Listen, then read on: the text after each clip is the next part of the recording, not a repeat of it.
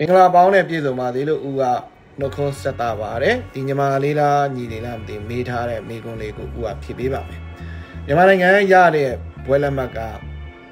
နော်ဘယ်နိုင်ငံမှအတိအမှတ်ပြုလို့လဲနော်နိုင်ငံခြားရတဲ့ဘွဲလက်မှတ်ဆိုအတိအမှတ်ပြုတယ်အစိုးရကတာဝန်မဟုတ်ဘူးလားအစိုးရကိုနောက်မှဥပြောပြအခုလောလောဆယ်မှာဒီအကောင့်ပိုင်ရှင်ညီမလေးပဲဖြစ်ညီလေးပဲဖြစ်အတွေးခေါ်ကလုံးဝမှားနေတယ်လို့ညီမလေးတွေညီလေးတွေရထားတဲ့ information ပေါ့နော်အဲ့ဒါတွေအားလုံးကလည်းအမှားတွေပါ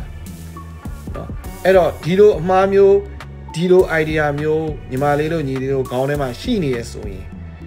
ညီလေးတို့ညီမလေးတို့ကရှေ့ဆက်ကိုဘဝကိုတခြားနိုင်ငံမှာပဲဖြစ်တက်လန်းဖို့ဆိုတော်တော်ခက်ပါတယ်ဘာဖြစ်လို့လဲဆိုတော့အဲ့စကားတစ်ခုကို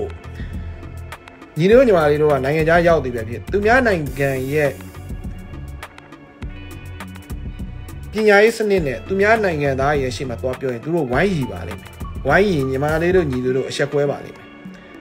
ဘာဖြစ်လို့လဲဆိုတော့ကိုယ်နိုင်ငံရဲ့အကြောင်းကိုသေချာမသိဘဲနဲ့ကိုယ်နိုင်ငံကိုအထင်သေးနေလို့ပါပဲနိုင်ငံတနိုင်ငံမှာဘယ်နိုင်ငံကိုပဲသွားပါတော့မြန်မာနိုင်ငံကကမ္ဘာမြေကြီးမှာရပ်တည်နေတဲ့မြန်မာလူမျိုးမြန်မာစာပေနော်နဲ့ရပ်တည်နေတဲ့နိုင်ငံဖြစ်ပါတယ်နော်အဲ့တော့မြန်မာနိုင်ငံမှာတိုင်းသားလူမျိုးတွေပေါင်းစုံစုစည်းပြီးနေနိုင်တဲ့နိုင်ငံလည်းဖြစ်ပါတယ်ဒါပေမဲ့ဦးလို့မြန်မာနိုင်ငံမှာကတရားဝင်နော်ဘာသာစကားကမြန်မာဘာသာစကားကိုရုံးသုံးဘာသာစကားပြအသုံးပြုပါတယ်နော်နိုင်ငံရဲ့အခြေအနေကြောင့်ပဲဖြစ်စီးပွားရေးအခြေအနေကြောင့်ပဲဖြစ်နော်အကြောင်းမျိုးကြောင့်နိုင်ငံဘာပဲဖြစ်နေနိုင်ငံတိုင်းမှာနော်တခြားနိုင်ငံကနေအတိမတ်ပြုထားတဲ့တက္ကသိုလ်ဆိုတာရှိတယ်ဥပမာမြန်မာနိုင်ငံမှာအနည်းကဆုံးပြောပြမယ်ပေါ့နော်စင်ကာပူကနေမြန်မာနိုင်ငံမှာအတိမတ်ပြုထားတဲ့နော်မြန်မာနိုင်ငံကနေလာတဲ့ဘွဲလက်မှတ်တွေဘယ်ကျောင်းတော့အတိမတ်ပြုတယ်ဘယ်ကျောင်းကိုအတိမတ်ပြုသူတို့မှရှိပြီးသားဒါပေမဲ့အစိုးရကျောင်းတွေအားလုံးကနော် University of Yangon University of Mandalay University of Government ကျောင်းတွေအားလုံးကနိုင်ငံတကာမှာအတိအမှတ်ပြုတဲ့လက်မှတ်ပါစာရီဖတ်ကြည့်ပါစုံစမ်းကြည့်ပါနော်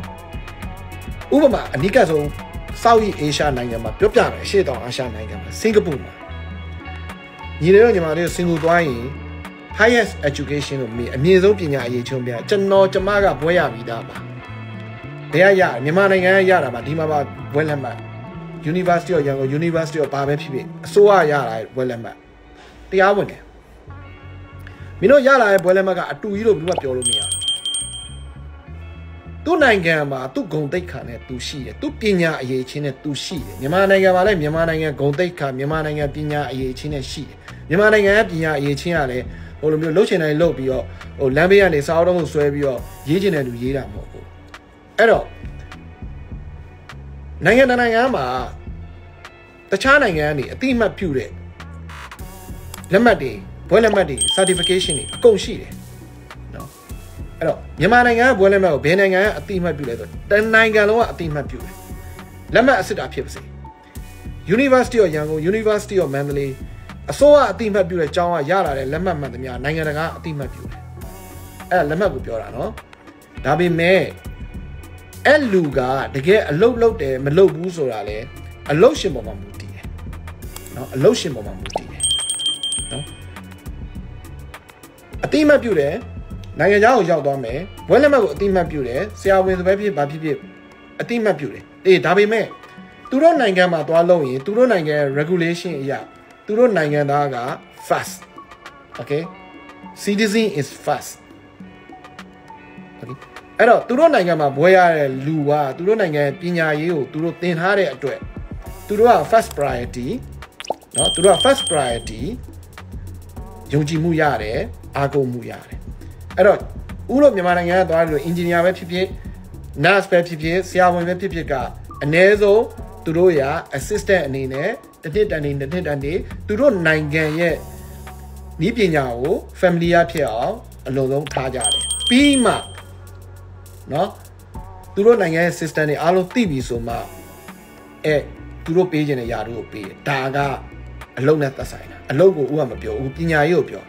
ညီမလေးတို့ညီလေးတို့တွေးရမှားနေမြန်မာနိုင်ငံဘွဲလဲမှာနိုင်ငံတကာဘယ်နိုင်ငံကအပြုတ်ပြုလို့လဲဆိုနိုင်ငံတိုင်းက approve ဖြစ်တယ်ကြိုက်တဲ့နိုင်ငံခေါ်လာခဲ့မြန်မာနိုင်ငံက University of Yangon က graduate ကိုဒီ certificate ကိုလို့အခွင့်မပြုဘူးဒီ certificate ကိုလို့ခွင့်မပြုတဲ့နိုင်ငံဘယ်နိုင်ငံမှမရှိဘူးအဲ့နိုင်ငံကလည်းမြန်မာတန်ရုံးမရှိတဲ့နိုင်ငံပဲနေနေတယ်နော်ဦးပြောချင်တာဒါအပြတ်တော်တာ okay အဲ့တော့အတွေးခေါ်မမားပါနဲ့လူငယ်တွေအတွေးခေါ်မှားရင်လူငယ်တွေဘဝတွေမဟုတ်နိုင်ငံရဲ့ရှေ့ရေးပါပြတ်ပါတယ်အဲ့တော့လူငယ်တွေအတွေးခေါ်မမှားပါနဲ့ဦးကပြောပါအဲ့လိုမသိရင်မေးပါမသိရင်မြန်မာလေးတို့မျိုးလည်းမိဘကြီးရှိတယ်သူတို့လည်းမေးပါဆရာသမားတွေမေးပါအဲ့လိုမျိုးမြန်မာနိုင်ငံသင်ပေးတဲ့ပညာရေးကဘယ်နိုင်ငံကအတိအမှတ်ပြုလို့လဲနိုင်ငံခြား certificate ကအတိအမှတ်ပြုတယ် no အဲ့လိုမဟုတ်ပါဘူးဖိလစ်ပိုင်မှာဘွဲလက်မှတ်တွေတန်းစီနေတာနော်အိန္ဒိယမှာဘွဲလက်မှတ်တွေတန်းစီနေတာ university တော့16000ရှိတယ် okay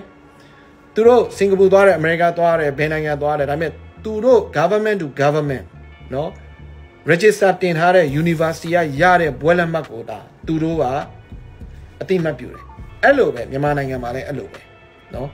အဲ့တော့အစိုးရအတိအမှတ်ပြုတဲ့ဘွဲလက်မှတ်ဆိုရင်နိုင်ငံတကာကအတိအမှတ်ပြုကိုပြုတယ်ဘာဖြစ်လို့လဲဆိုတော့နိုင်ငံဂုဏ်သိက္ခာနဲ့ဦးတစ်ခါထပ်ပြောမယ်နော်မြန်မာနိုင်ငံဆိုတဲ့ဂုဏ်သိက္ခာနဲ့တခြားနိုင်ငံကခွင့်ပြုရတယ်အစိုးရအခွင့်ပြုတဲ့အစိုးရအတိအမှတ်ပြုတဲ့အစိုးရကျောင်းအစိုးရ university ကနေဘွဲရလာတဲ့လူကိုနော်တခြားနိုင်ငံမှာမင်းဘွဲလက်မှတ်ကိုငါတို့အတိမပြုလို့မရဘူးဘာဖြစ်လို့လဲဒါကအစိုးရ university ကနေနော်နိုင်ငံပိုင် university ကနေရတဲ့ဘွဲလက်မှတ်နော်အရေးချင်းမပြည့်မီလို့အလောက်ခန့်တာမခန့်တာသူတို့ကိစ္စဒါပေမဲ့ဘွဲလက်မှတ်ကို reject ပယ်ဖျက်လို့မရဘူးနောက်တစ်ခုရှိရဲ့ညီမလေးတို့ညီလေးတို့မြန်မာနိုင်ငံရန်ကုန်မှာ private university တက်ကြတယ်ပုဂ္ဂလိက university တက်ကြအဲ့ဒါတော့ဦးကအာမမခံဘူးဘာဖြစ်လို့လဲဆိုတော့ private university တော်တော်များများမှာလဲเนาะပတ်စံရှိလို့ထောင်ထားတဲ့လူတွေအများကြီးပဲနိုင်ငံခြားကနေဒီ education service ကိုယူပြီးထောင်ထားတဲ့လူတွေအများကြီးပဲအဲ့တော့ဥပမာ Australia နေမြန်မာနိုင်ငံကိုလာဖွင့်တဲ့ကျောင်းမှာ Australia ရတဲ့ဥပမာပြောရအောင် certificate ကစင်ကာပူကိုယူသွားမယ်ဆိုရင်စင်ကာပူ government ကခွင့်ပြုချင်မှခွင့်ပြုဘာဖြစ်လို့သူကသူ့ university ကိုလှမ်းမရအောင်ပါဒီ university ရဲ့ခိုင်ခန့်မှုကဘာလဲဘယ်သူက warranty ပေးတယ်ဘယ်သူက assurance ပေးတယ်ဘယ်သူက quality insurance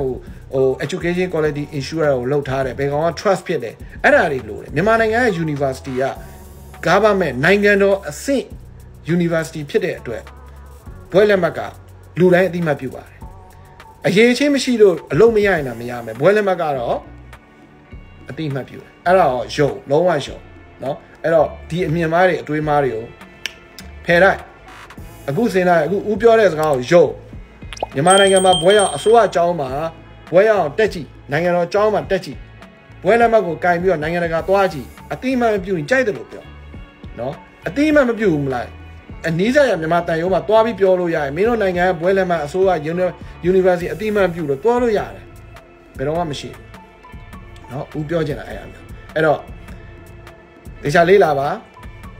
ကိုနိုင်ငံဂုံတိတ်ခါကြောက်အောင်မလုပ်ပါနဲ့ကိုကမြန်မာပါကိုမြန်မာဆိုမြန်မာနိုင်ငံဂုံတိတ်ခါကြောက်အောင်မလုပ်ပါနဲ့မြန်မာစာပေကို